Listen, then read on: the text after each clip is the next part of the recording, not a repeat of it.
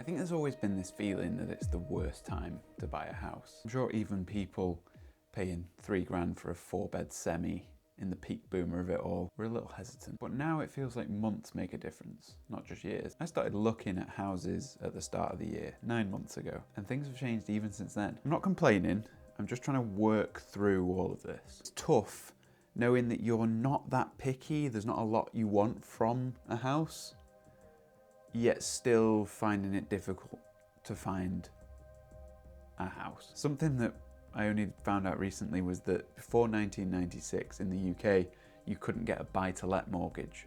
Fact check me on that, but that makes a lot of sense. You couldn't get a mortgage for a property that you were intending to rent out. One of the most depressing things about house hunting in the very lowest price bracket is that most of the listings will say what I think is the quiet part out loud. They'll say how much you can expect to get from a renter if you buy that property. This feels gross. It couldn't feel more like theft if it turned up with one of those bags with a $sign on it.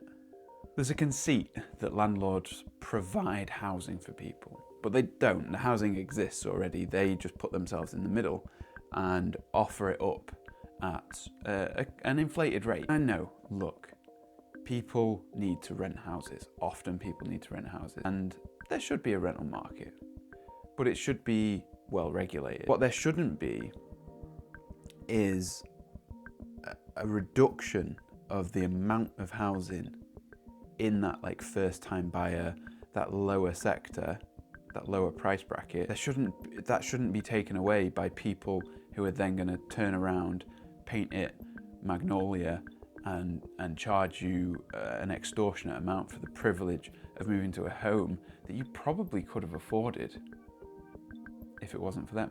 The way the system is now, anyone who can scrape together a little bit of a deposit to put 10-15% down to buy the cheapest property in their area is able to build their portfolio. And shit, don't I sound bitter? This is a genuinely exciting thing that I get to go through.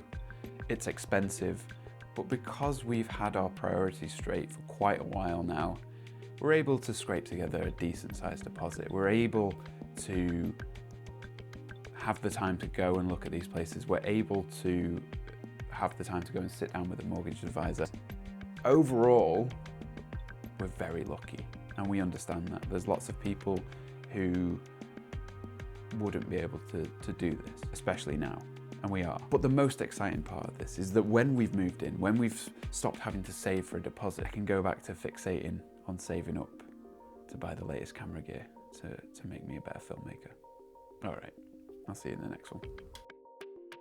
Before I go, one thing that's just made me feel slightly better, but also kind of worse, is that this is on Wikipedia, so I don't know if it's true, but recent figures from the National Landlords Association suggest that as of September 2014, 27% of landlords who let out a single property and 19% of landlords who let out between 2 and 4 properties either break even or run at a loss.